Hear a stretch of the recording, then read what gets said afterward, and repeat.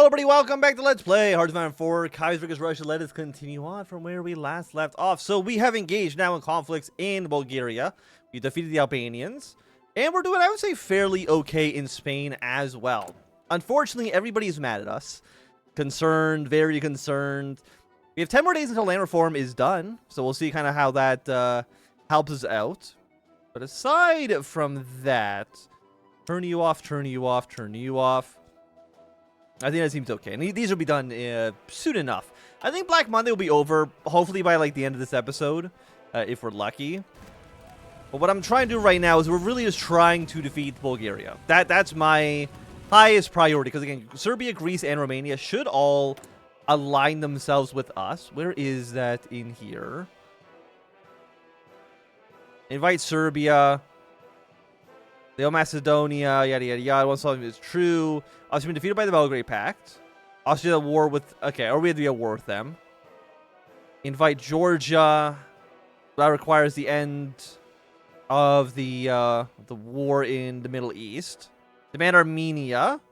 We're not a neighbor of the Ottomans. Invade Azerbaijan.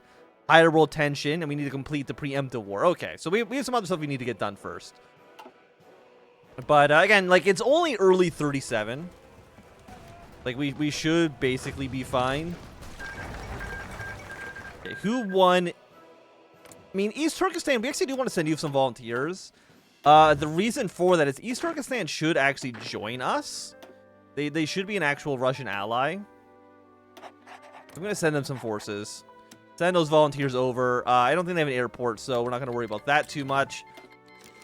But we want to kind of be everywhere at the same time, right? I think that makes sense. Chinese gamble, White Sun, logistic. I mean, there's so many things we need to do. Let's get the Savinkov Constitution. It's also going to give us 100 political power, which I think will be nice. And the basic laws of the RDFR of 1922. Strictly speaking, only another constitutional assembly has the privilege to alter the Russian constitution. This clause had noble intentions, and while it certainly lent the Constitutional Act an air of ageless gravitas, it also made even the most mundane of constitutional reforms extremely tedious. This would be less of an issue if Russia's constitution was well constructed. It is not. While Russian lawmakers made a valiant attempt in 1922, the constitutional's legal base drew from 20 years of wildly different administrations, and was assembled in a manner that would cause the least friction in the chaotic post-Civil War political arena. The final result is a vague, imprecise document, roundly mocked by only guaranteeing the right to endless debates. Past administrations have already made several efforts to skirt around the issue by papering over constitutional flaws with obstructing legislation that covered constitutional matters without explicitly saying so. With the Supreme Court and the Parliament in the hands of the SZRS, there is no real need now to pay any attention to the old constitution. In practice, the state of security already bypasses the constitutional rights, and the rest of the relevant powers will be changed with the so-called Savinkov Constitution, officially the Fifth Amendment to the basic laws of the Russian Democratic Federal Republic. Ideally, the last law to pass through the Duma, relegated the 1922 Constitution as dead paper. Will I get more political power up to 92? So that actually might allow us to do something. 3 days on you. 5 days. I mean, still the answer, like, kind of like not really. We can make it like a new political advisor. Stability goes up. Non-core manpower. Stability plus 10%. I mean, I do want more stability. There's no denying that. You know what? A lawyer for terrorist. Get him in here. And how far until we get to the next level here?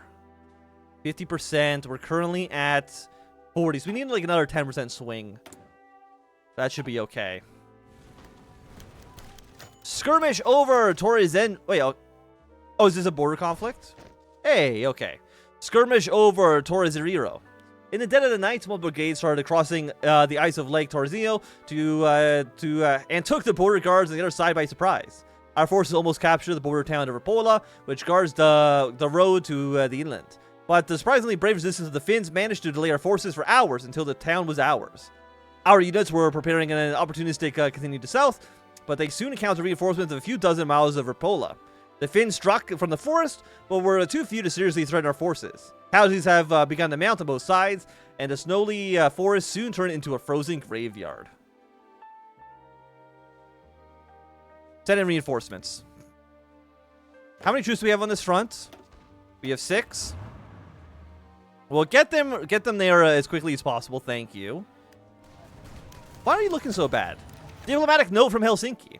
As soon as knowledge of the fighting reached Helsinki, a telegram was sent demanding immediate cessation of hostilities and withdrawal from the town of Rapola. The tone was strict, yet carefully polite, as if trying not to annoy us too much. It contains no mention of Germany, though that tells us nothing yet. Ignore the demands.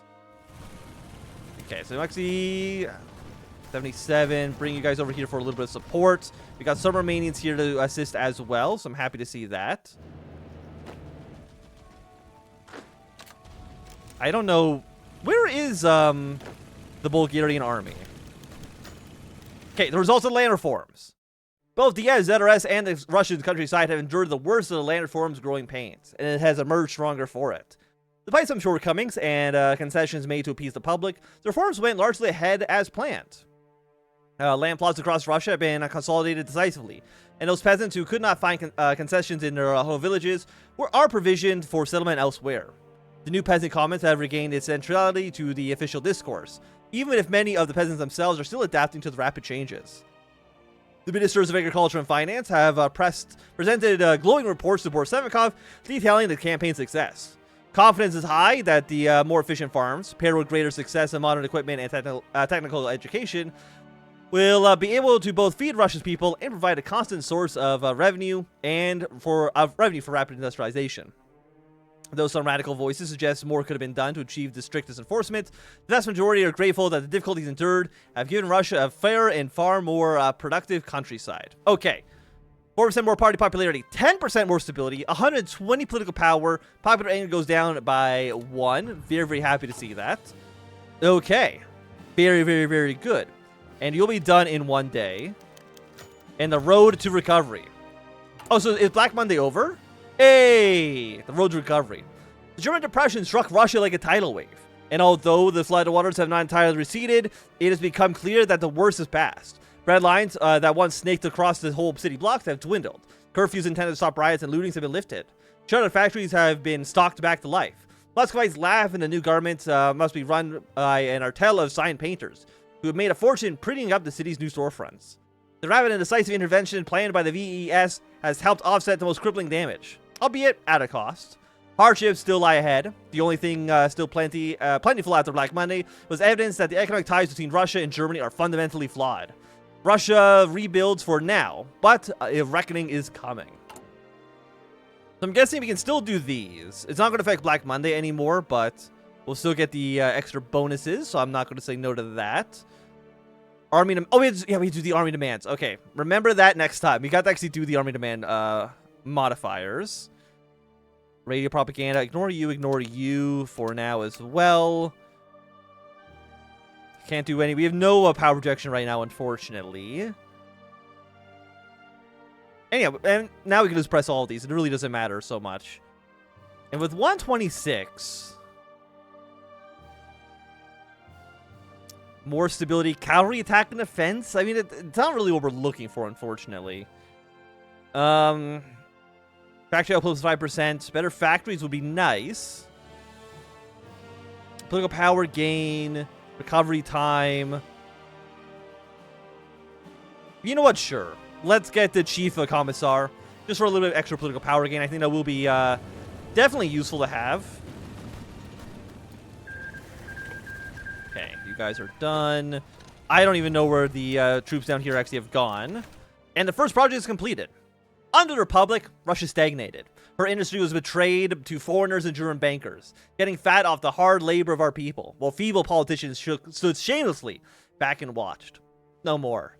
Now the country celebrates the beginning of a new era for self-reliance, as the first visual project has finally been completed. There were many hardships along the way, but as the project came to a close yesterday, it seemed to all have been worth it. Later that day, President Savinkov himself gave a speech, thanking the Vazov laborers and stating that this is just the first of many triumphs. Fantastic. 150 political power. So what do we want to do next to kind of... Actually, that's not you. It's a different thing. Okay. The last free speech. Is there anything we need to do in here? Court the military. I mean, I don't want to do it, though. Like, right now, I just don't think it's actually worthwhile. We could send in the army just to get some stability. Or we can actually just get a 10% party popularity boost. For 150, though, like, that's so expensive. Let's actually go to early mobilization. Division limit goes up. I mean, yes. Let's do this. And by the way, how many factories do we have now for construction? Okay, it's still actually not that great, but it's better than it was before. What are all of our units? What's taking them so long to get there? The last free speech. Even the conservatives who hope to moderate plans of the SRS have been woken up to by the extent of the proposed legal changes, which would in practice turn Russia into a one-party state. In a Duma debate on proposed changes to the Code of Individual Rights, the situation boiled over after the Savinkov failed to provide persuasive arguments for such wide-spanning restrictions on liberty. And the show was stolen by the new leader of the SR party, Vladimir Richter. Largely publicized only in foreign press, Richter's speech will build up a legendary aura in the coming years. In this fated hour, we, socialist revolutionaries, solemnly pledge ourselves to the principles of humanity, liberty, and justice. Here, Boris Savinkov dismantles our great achievements of the February Revolution. The one time in history where we, Russians, have been the ones showing the light. The ones guiding the world towards a better future. Millions of brave Russian souls were given to defend this freedom. Did the president himself not always speak of the honor of such sacrifices? Of staying true to the reasons of which we shed so much blood? No. No law gives you the power to destroy ideas that are eternal and indestructible. We remain true to the path that we embarked on in 1917. Even if Boris Viktorovich, a faithless terrorist and the new Lenin, will not. Hail Tsar Boris, oppressor of the Russian people. Gentlemen, I wish you the strength to struggle as it is to come. We did not despair in 1917. We should not give in to despair now. For tyrants never last. I call applause to free Russia, eternal and indestructible. Right after, the opposition staged a walkout from the Grand Kremlin Palace in protest, painfully aware that it was all that they could do. Demonstrations had begun assembling outside of the Duma, demanding the rights of the people to be respected, but only the stubborn rage against the inevitable. I mean, stability is up to 38%, so I mean, that's... Very, very happy to see that. Turn you off for now. Apparently manpower is low, which I'm a little surprised by. Do we have rifles yet? We're still negative 9.5k. Which is definitely not where we really want to be. I will say that for sure.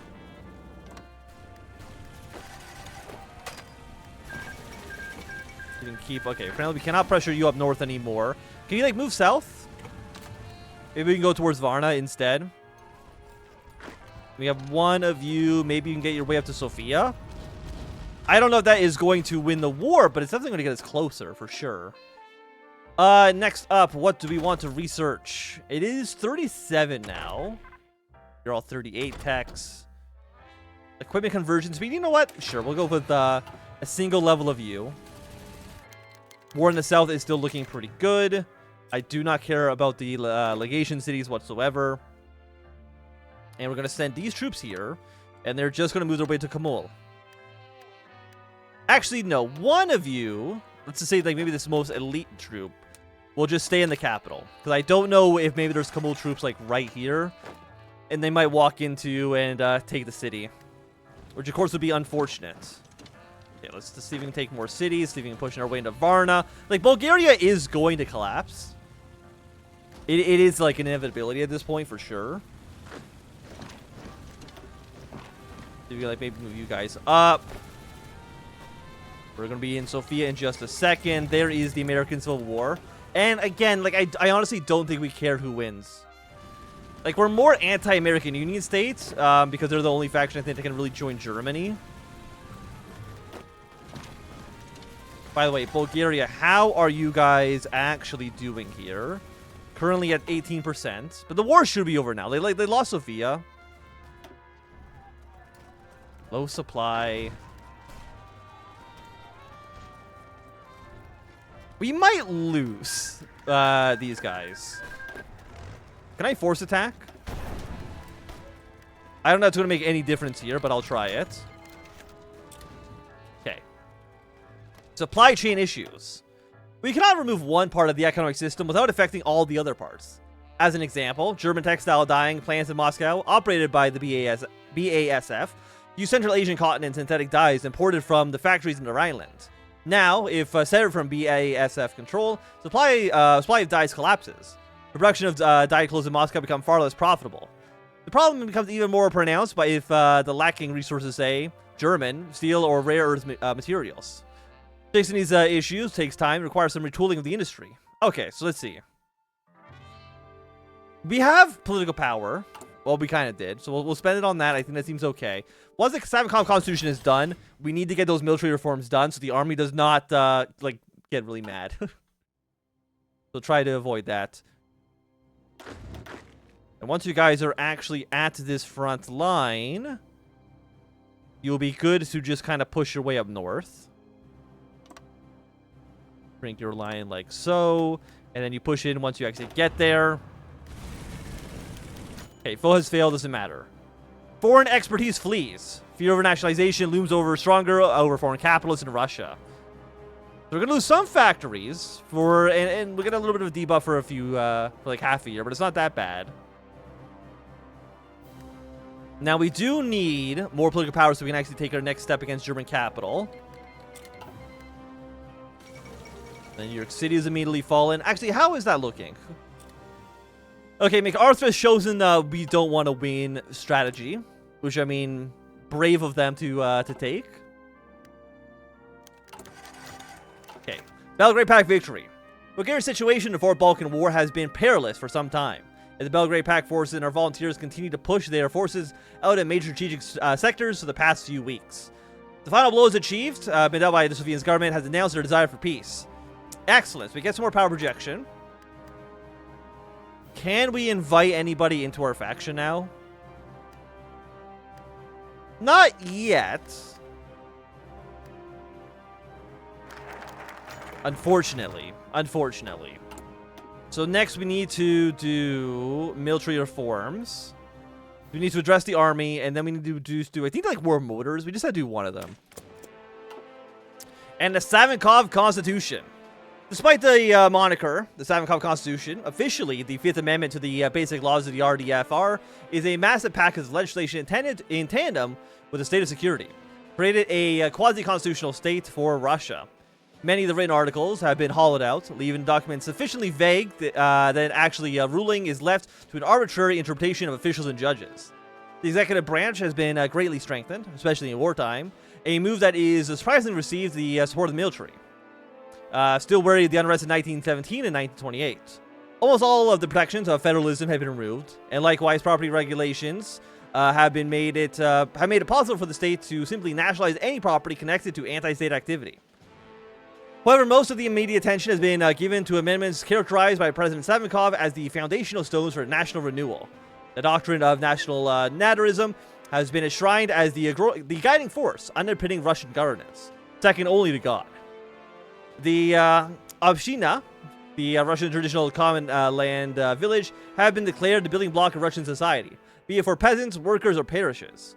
The new Code of Individual Rights have replaced universal citizen rights with the concept of collective freedom of all Russian people, where freedom of the individual is inherently linked to the freedom of the nation as a whole, and freedom that contradicts it, and the freedom that contradicts with the freedom of the nation is thus punishable.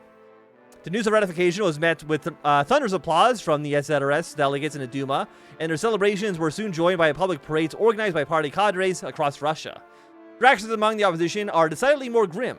Even Savinkov's allies in the SOR can only look on and ponder how far the president's ambitions truly will go.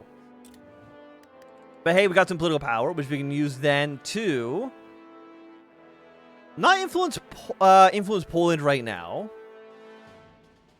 Let's take you, because that is going to give us -2 points for German influence in Russia. We'll spend that now. I mean, our units also do just seem a little bit better than ours, which is unfortunate. Can we do another force attack, please? I don't care how many casualties it takes. I want to put some pressure on Finland. Okay? That's kind of my plan at the moment. Okay, reinforcements have now arrived. Let's just station you here, station you there as well. And that should be a-okay. Bulgaria is like a little tiny stinky rump state, so we're happy to see that. Why is you on the Entente? Not a big deal, I would say, for myself. And can we just move our way up north? Would that be crazy? It might be a little crazy. I don't know if that's actually going to work the way I intend it to do. Also, one of our spies did get arrested, which is a bit of a shame, for sure. 43%. It's still, I mean, still economic fallout. Light of German capital. Economic fallout. Like, it's not great still, okay? But I'm hopefully... Hey, Madrid has fallen. To the Carl list. Okay, that's not really what I was hoping that would happen there. But I will say it, at least for right now, it's going to be a good time for us to end this episode. So you can enjoy with thumbs up. Not enjoy, you can always thumb down. You want to see more, subscribe, and goodbye.